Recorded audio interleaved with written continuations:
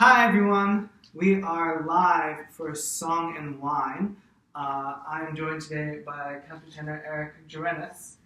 Great to be here. And we are going to discuss the next Brooklyn Art Song Society concert coming up on January 5th, right in the new year. It is part 3 of La France, La Belle Epoque. It features works by Hector Berlioz, Emmanuel Chabrier, Gabriel Fauré, and Reynaldo Hahn, who is going to be the topic of our discussion today.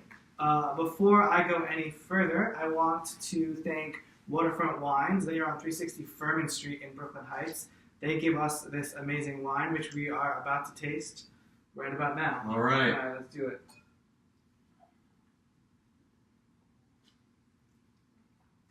Italian wine. It's a Chianti. It's very good. It's very good. Let's dive in. We are performing together 4 songs by Reynaldo Hahn, and they're probably the 4 greatest songs by Reynaldo Hahn in rapid succession. I think, if there's one word that to me that sums up Reynaldo Hahn, it's nostalgia.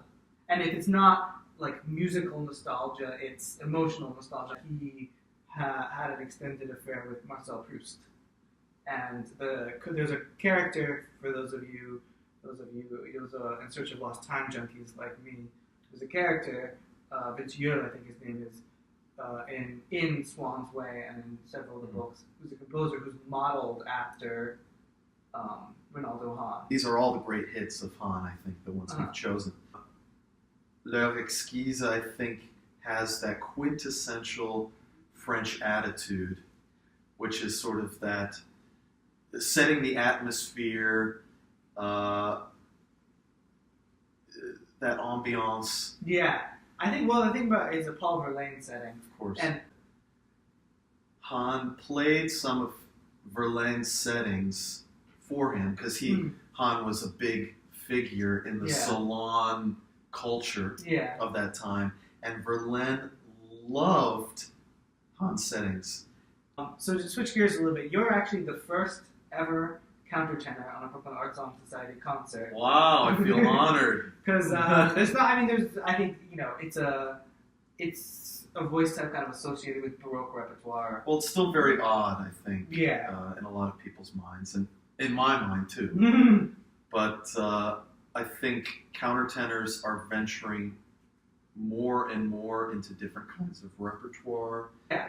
So what would you say are the challenges of singing art song as a countertenor? Well, as a countertenor, the countertenor voice itself, it has a very limited color spectrum in terms of the colors we can produce with our voice compared to like a tenor or even a mezzo, which would be a comparable voice type to ours in terms of range. But I think the biggest challenge is to present a song, because we're so exposed, because it's not with orchestra, because a lot of it has to do with text delivery, is to really make it something special with different color variations. And I feel like the great challenge of the piano is a similar one in that you should always be perpetually frustrated by the variety of sound you can get, because you should always be pushing to get more and more variety out of one instrument, because it's, piano parts are written as if they were for an orchestra. Right.